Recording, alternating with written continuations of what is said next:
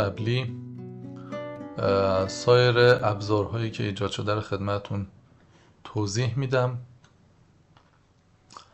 یه ابزاری که هست بحث تجمیع پلیگون ها هست. مثلا اگر بخوایم یک، دو یا چند پلیگون رو با هم تجمیع بکنیم و تبدیل به یک پلیگون بشه، از این ابزار استفاده میکنیم. در قسمت منو سمت راست در قسمت خدمات ثبتی یه بخشی گذاشتم به نام تجمیع که اگر این رو انتخاب بکنیم پیغام میده که تایید بکنیم این عملیاتی که داریم انجام میدیم عملیات تجمیع خواهد بود. این رو تایید میکنم، وارد بخش بارگذاری اون پلیگون هایی که میخوام تجمیع بکنم میشم. اون مثلا زراعی رو انتخاب میکنم و یا قطعات شهری رو بذاریم انتخاب کنم. در این قسمت چون اومدم این قسمت تجمیع رو انتخاب کردم، دیگه الان روی عملیات تجمیع انتخاب شده و من میتونم این بخش انتخاب پلیگون ها رو داشته باشم و با زدن این کلید که به رنگ سبز رنگ شده عملیات تجمیع انجام میشه. من پلیگون هایی که میخوام تجمیع بشه رو انتخاب میکنم به این صورت، هر تعدادی که بخوام، مثلا این تعداد یا کلش رو بذارید بگیرم و کافیه بر روی این کلیک بکنم. به این صورت نمایش داده میشه و میخواد که این اتریبیوت ها رو تایید بکنم که اگر این اتریبیوت ها مورد تاییده که اینها رو تایید بکنم و عملیات ثبت رو بزنم و حالا از من میخواد که پلاک فرعی جدید و اصلی رو و بخش رو وارد کنم. حالا یک پلاک همینطور وارد میکنم و این رو ثبت میزنم. خب این انجام شد. کافیه من برگردم مجددا این قطعات رو فراخوانی بکنم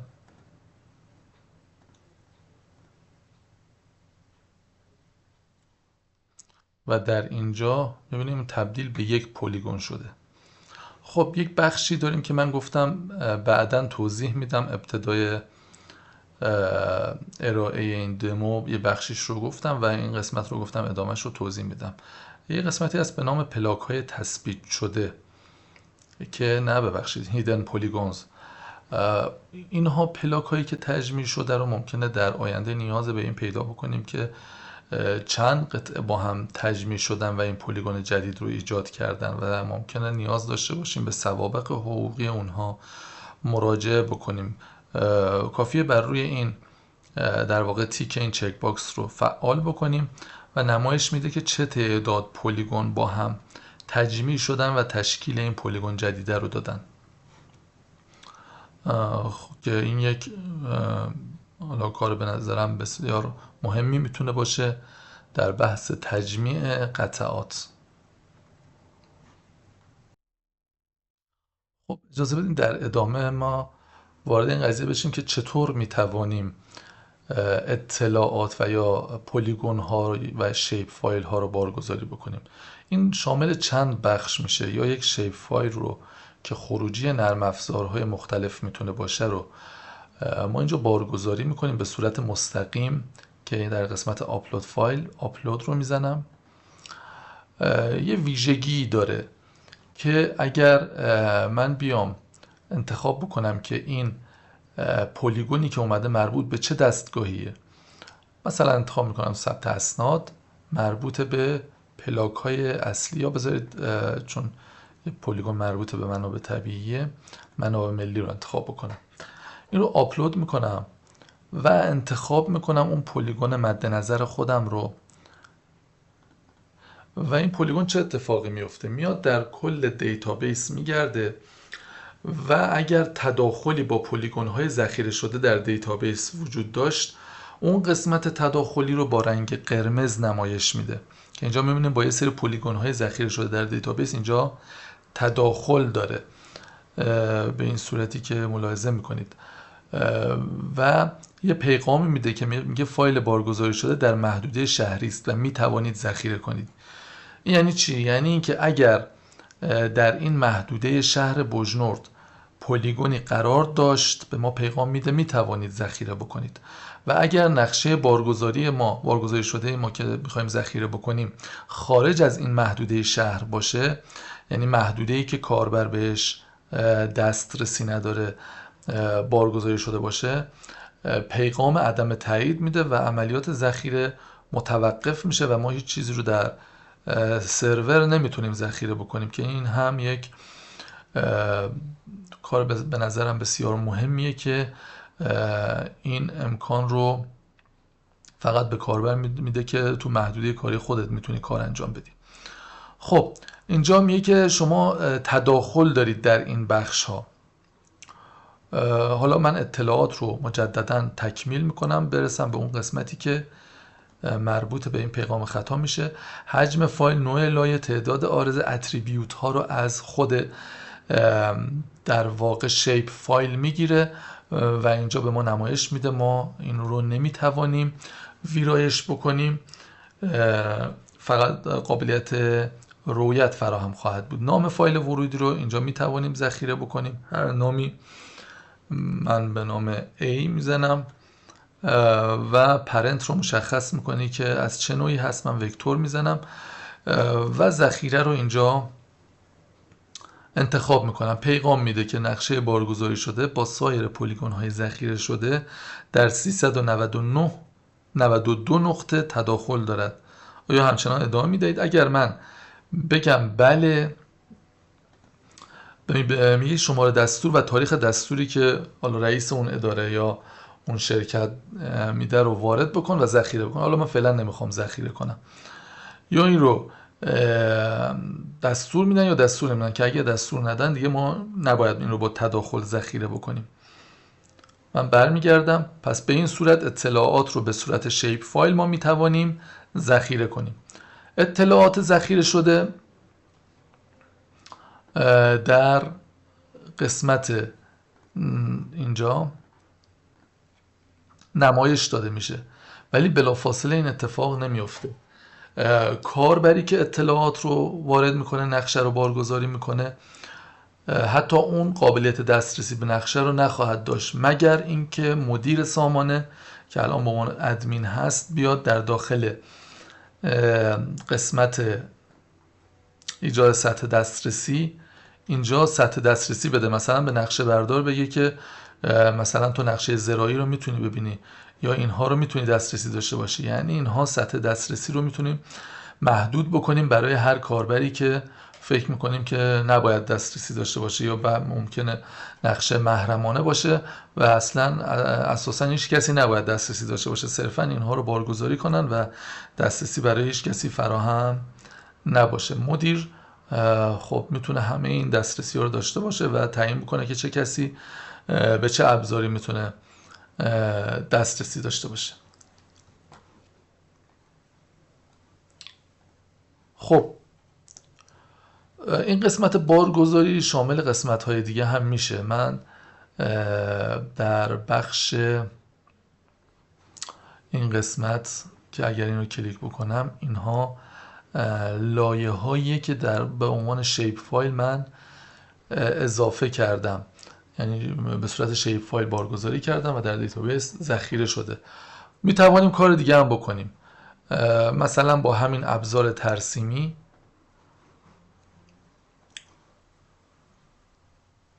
مثلا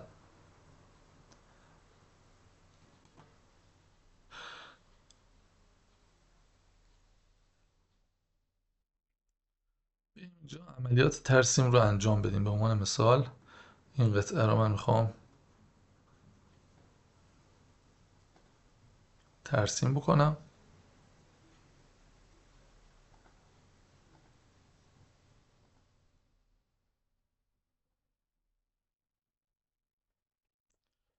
و این قطعه رو هم بذارید اضافه بکنم.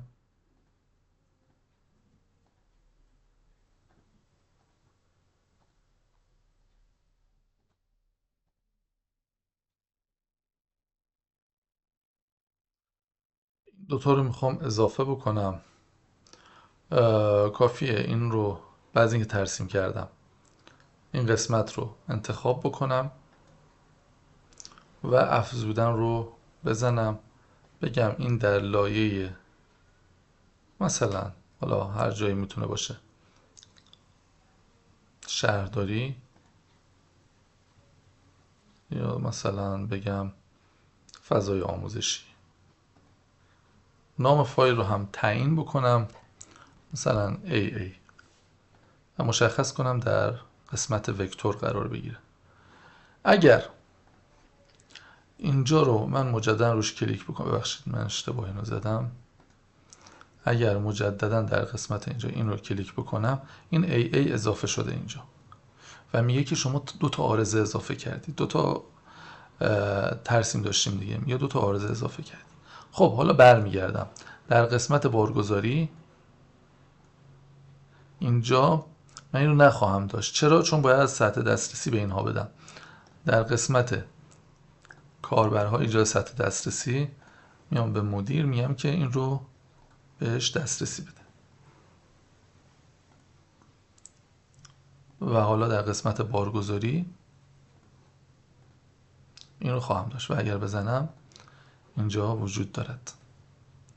این یک بخش اضافه کردنه. یک بخش دیگه هم جور دیگه ای میتونیم که حالا میگم به چه صورتی این کار انجام میشه.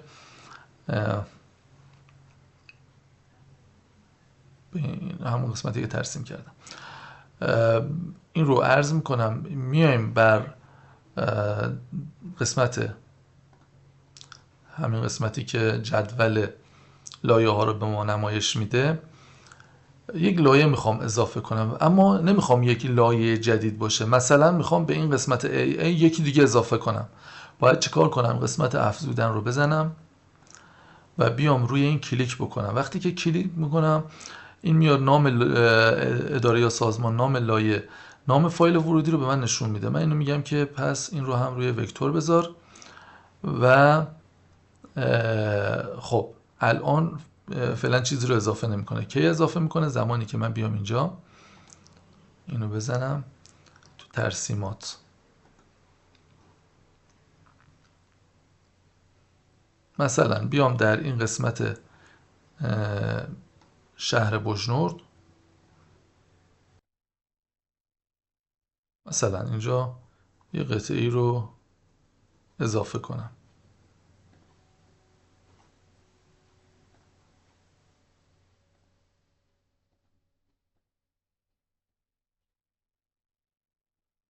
فرض می‌کنم این قطعه رو دارم اضافه میکنم. میام دوباره روی همین میزنم، افزودن رو انتخاب میکنم، دیگه نمیام لایه جدید بهش بدم، رو همین کلیک میکنم. این الان دو تا عارضه داره، اما وقتی که این رو بزنم و بزنم ذخیره، یه بار دیگه روی ببندم و اینو مجددا باز کنم، این تبدیل به 3 تا عارضه میشه.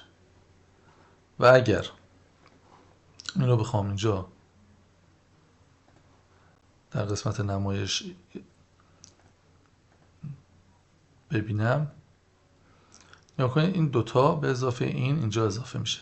پس ما میتوانیم به قطعات بارگذاری شده قبلی خودمون هم اضافه بکنیم. میتوانیم لایه جدیدی ایجاد بکنیم، جدول اتریبیوت ها رو بهش دسترسی داشته باشیم. الان به عنوان مثال من این رو اضافه کردم، روی نمایش نقشه اگر بزنیم این رو هم به ما نمایش میده. من اگر بخوام با این کار بکنم نیاز به این دارم که حتما لایه هایی که من اضافه کردم آیدی داشته باشن. کافیه روی این قسمت کلیک بکنم، یه مقدار این چیزش به هم ریخت. خب و اینجا این رو بگم آیدی باشه، نام ستون و مقدار ستون هم آیدی بدم. اگه این رو ثبت بزنم یه آیدی اینجا اضافه میشه. نگاه کنید یه آیدی اضافه شد. حالا اگه اینو بگم اریا، حالا مساحت هم بهش اضافه میشه. به این صورت ما جدول اتریبیوت ها رو میتونیم تکمیل بکنیم، میتوانیم اینها رو هم ویرایش کنیم. خب این رو قبلا توضیح دادم.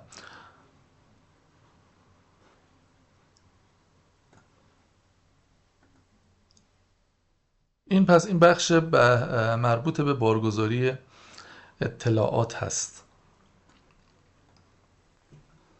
یک بخشی برمیگرده به مربوط به بایگانی قطعات. هر قطعه میتواند یه سری مستندات داشته باشه که این رو در قالب بایگانی ما میتونیم قرار بدیم. روی این قسمت منو بایگانی رو من کلیک میکنم و تایید میکنم که وارد بخش بایگانی الکترونیک شدم و حالا اون نقشه خودم رو بارگذاری میکنم. مثلا گلستان شهر رو انتخاب میکنم و بارگذاری رو انجام میدم. به عنوان مثال فقط کافیه روی این کلیک بکنم. اینجا بخش‌های مختلفی داره، این رو میتونیم اضافه بکنیم با توجه به نیازهایی که داریم. من فعلا خلاصه معامله، نقشه اظهارنامه، تصویر سند مالکیت رو گذاشتم. به عنوان مثال در قسمت خلاصه معامله یک تصویر میخوام اضافه کنم، مثلا این بخش رو، و بارگذاری بزنم.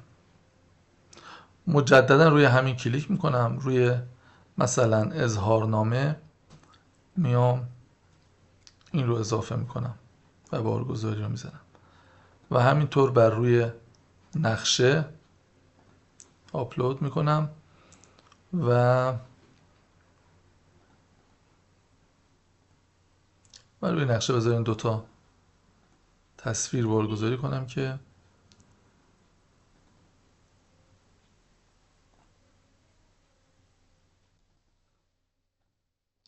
به این صورت باشه. خب حالا کافیه بیام روی همین کلیک بکنم و بزنم بایگانی.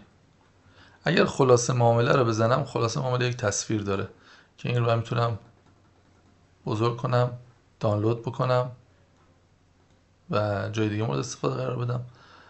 بیام اگر روی نقشه 3 تا تصویر رو بارگذاری کردم،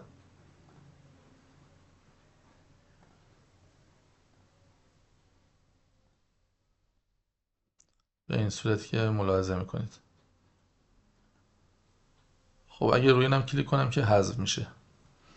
رو قسمت اظهارنامه هم یکی بارگذاری کردم و هر تعداد تصویری که ما نیاز داشته باشیم و مربوط به اون پلیگون باشه رو ما میتوانیم بارگذاری بکنیم.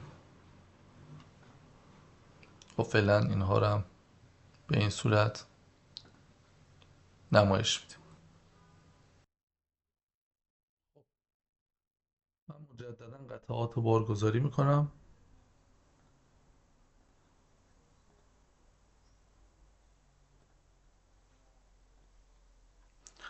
نگاه کنید هر قطعه تشکیل شده از چندین ضلع که مجاورت داره با یا پلاک مجاور یا کوچه و شامل یه سری اطلاعات حقوقی هست مثل مالکیت ها و تغییراتی که ممکنه روی پلیگون انجام شده باشه. این رو به چه صورتی نمایش بدیم؟ این رو کافیه بر روی پلیگون مورد نظر کلیک بکنیم و این یه صفحه باز میشه و ما باید تعیین کنیم که این حدوداتی که میخوای ارسال بکنی در دیتابیس ذخیره بشه، ضلع شمالش کجاست، از کجا تا کجا شروع میشه شمال رو تشکیل میده، از کجا تا کجا ضلع شرق، از کجا تا کجا جنوب و غرب رو به چه صورتی تعریف بکنیم. به این صورته که وقتی بر روی پلیگون ها کلیک میکنم، بر روی هر گره یک علامت زبدر میذاره، یعنی این ضلع یا این پاره خط از کجا شروع میشه و تا کجا ادامه داره. اگر بر روی این کلیک بکنم چند تا حالت داره، یا من میگم ضلع شمال من از اینجا شروع بشه، روی این کلیک میکنم و یه سری اعدادی بر روی این پلیگون نمایش داده میشه. یعنی اینجا میگه که تعداد اضلاع من از 1 شروع میشه تا 11، یعنی 11 تا ضلع داره و این قسمتی که کلیک کردم رو میگه این قسمت شمال شروع میشه. و حالا توضیح میدم که به چه صورت. یا میتونم به صورت اعداد داشته باشم که از چه ضلعی شروع میشه، از ضلع شماره 1 شروع میشه و تا شماره چند ادامه پیدا خواهد کرد.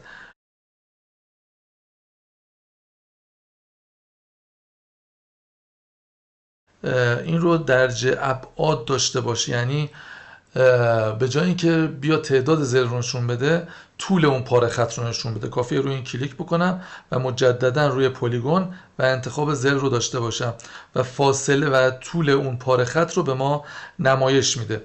و اگر مجددا روی این کلیک بکنم، کافیه پلیگون رو مجددا انتخاب بکنم و تعداد اضلاع رو به ما میده.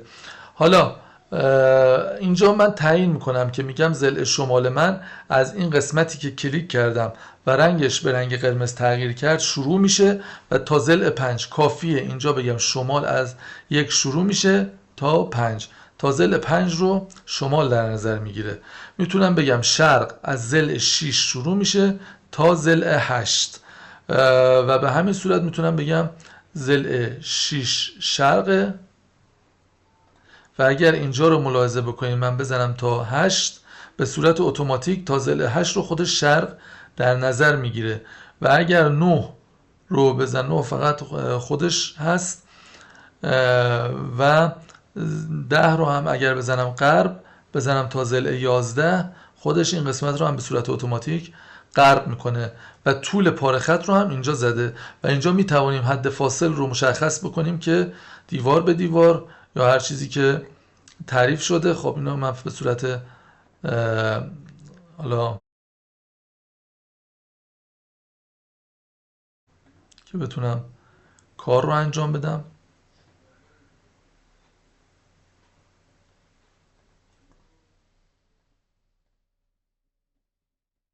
خب این قسمت وقتی دیوارها رو مشخص میکنیم، اگر دیواری است خب به یک پلاکی حتما میخوره. اینجا میتونیم مشخص کنیم این معبر یا پلاک. اگر پلاک باشه باید اصلی، فرعی و بخشش رو هم بزنم.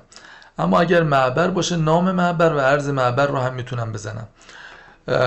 و خب کاری که میتوانیم انجام بدیم اینه که ما اینجا ارزیابی هم میتونیم بکنیم که به صورت اتوماتیک مساحت رو اینجا مشخص کرده و کافی اعیان رو من اینجا بزنم و به صورت بسیار راحت محاسبه ارزیابی رو هم داشته باشه و ما میتونیم اون رو در دیتابیس ذخیره بکنیم، میتونیم پرینت بگیریم در قالب اکسل و حالا هر جوری که مورد نیاز ما هست مورد استفاده قرار بدیم. خب بستن فرم رو من میزنم و حالا اگه بخوایم این رو ذخیره بکنم باید ثبت پلاک رو بزنم، پلاک اصلیش رو مشخص کنم و این رو ثبت که بزنم این قسمت های خالی به صورت اتوماتیک تکمیل میشه. مساحت رو هم اینجا برای ما قید میکنه و کافیه این رو ذخیره بزنم. بعد از اینکه ذخیره زدم این در دیتابیس ذخیره میشه و اگر من مجددا روی این کلیک بکنم اون کد مربوط به ذخیره شدن پلاک رو هم به ما نمایش میده. و حالا اتفاقی که میفته اینه که من این ضلع رو، یعنی در واقع این پلیگون رو ذخیره کردم و اگر این رو مجددا نمایش بدم با زدن این حالا آیکون میتونم مشخص کنم که در این مجموعه پلیگونی چه تعدادی در دیتابیس ذخیره شده به لحاظ اطلاعات هندسی. اگر این رو بزنم خب این رو مشخص نکرد. دلیلش هم حالا اینه که الان عرض میکنم. اگر من جدول اطلاعات رو باز کنم این مساحت نداره، چون شرطی که من برای این گذاشتم گفتم شما آیدی و مساحت رو در نظر بگیر و نمایش بده.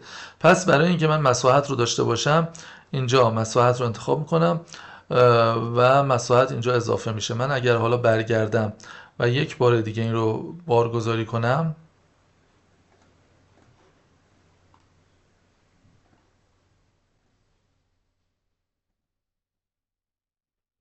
و حالا اگر روی این بزنم اینو به رنگ زرد رنگ نمایش میده و اگر پلاک تثبیت شده رو کلیک کنم نوع پلاک رو هم اینجا مشخص میکنه، یعنی اون برچسبی که ما تعیین کردیم رو مشخص میکنه، پلاک فرعی و پلاک اصلی که تعیین کردیم رو به ما نمایش میده. اما نکته مهمش در اینجاست که اگر من روی چارت کلیک بکنم و نمودار تثبیت ها رو بزنم و بگم که تثبیت ها رو با این نوع نمودار نشون بده و بزنم، اینجا گلستان شهر رو الان نشون میده که یه دونه تثبیت شد.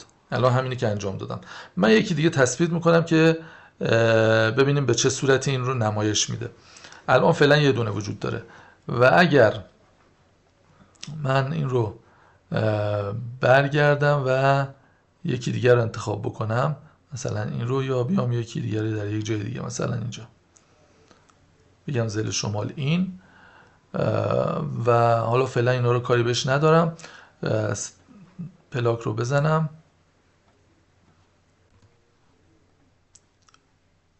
و حالا این رو هم بزنم ذخیره، این هم نمایش داده میشه. حالا اگر برگردم و اینجا نمودار رو باز انتخاب بکنم،